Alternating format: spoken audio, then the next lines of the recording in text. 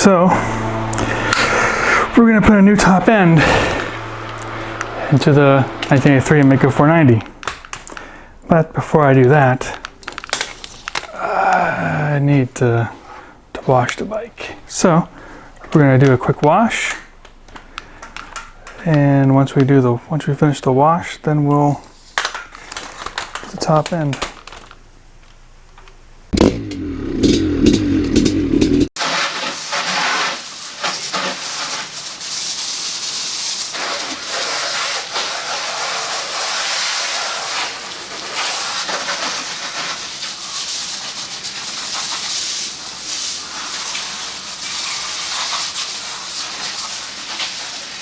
Now we will start working on the bike. We're going to take off the seat and the gas tank. Then we'll take the carb off.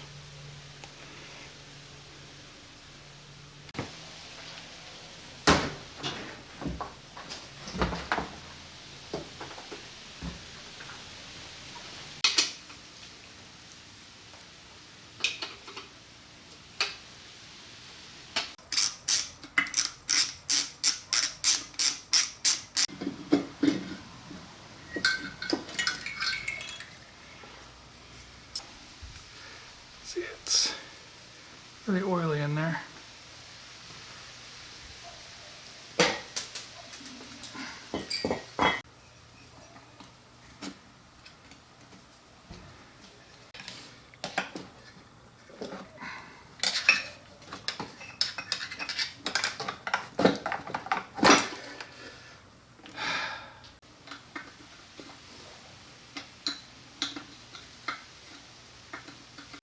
And lift this fucking thing up.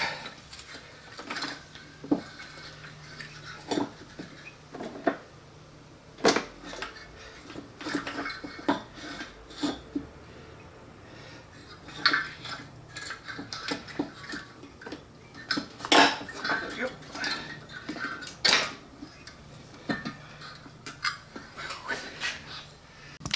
So you can see over here, we got the new head and cylinder, the new piston rings, another Wiseco, and over here we have the old cylinder. So this one will be bored out and ready to use whenever that one goes bad.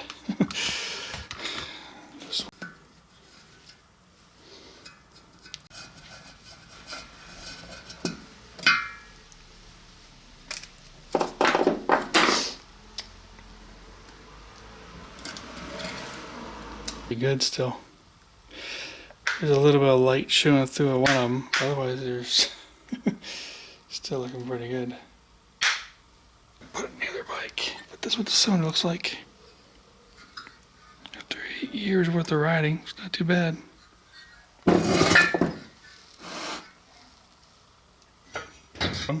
It's all cleaned up.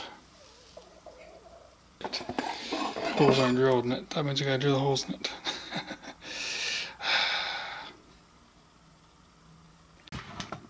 Alright, get these things clean.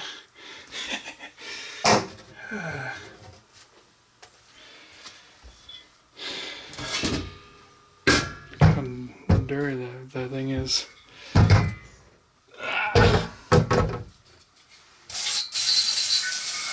Alright, so switching out the reeds. So these are the carbon fiber reeds I ran over before. Extremely light, they're almost paper thin. They're also carbon fiber, a little bit thicker though, but they're dual stage carbon fiber. These are actually for a CR250, but they fit to the Maico, so see how it goes. I'm going to have to rejet for these. So, we'll put these into the cylinder over there. Yeah, to be honest with you, I'm not even sure it's really needed to be changed. Look at this piston, still in decent shape. Nothing really wrong with it. This is an 8742, so we're actually going to a smaller piston because we're going to 87.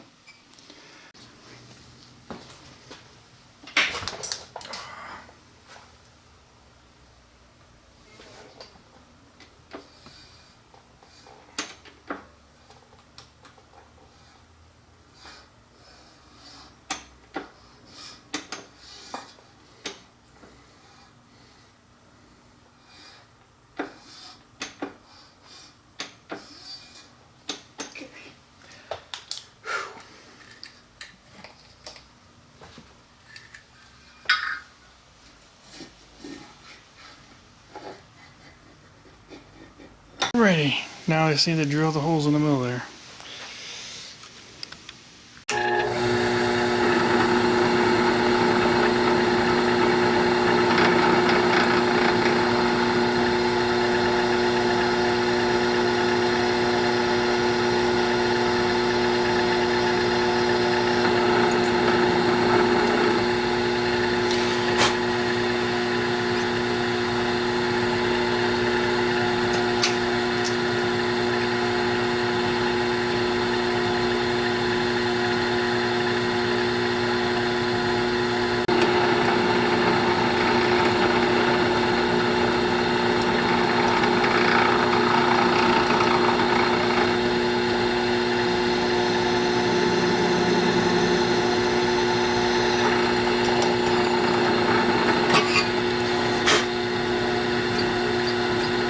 There we go, 3 holes.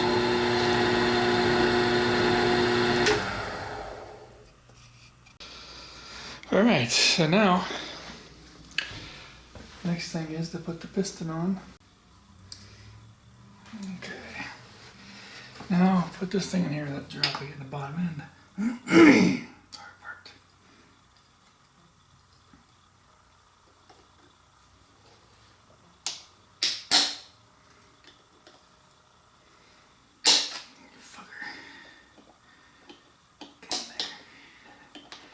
There we go. Looks like it's in. All right.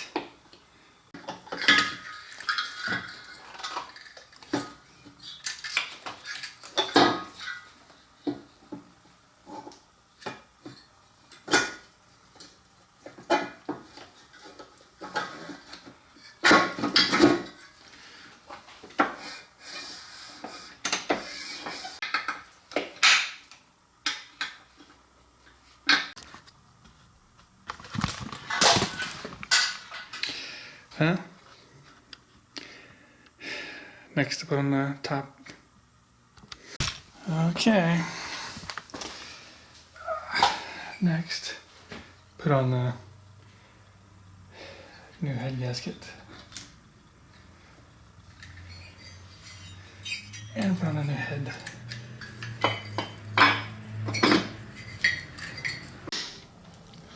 Alright. Put the gold stuff in ultra copper. Alright. So put it all back together. Strip the seat. Got the exhaust on. I do need to rechange the front tire. Front tire is pretty bad. But I'm not going to do it today.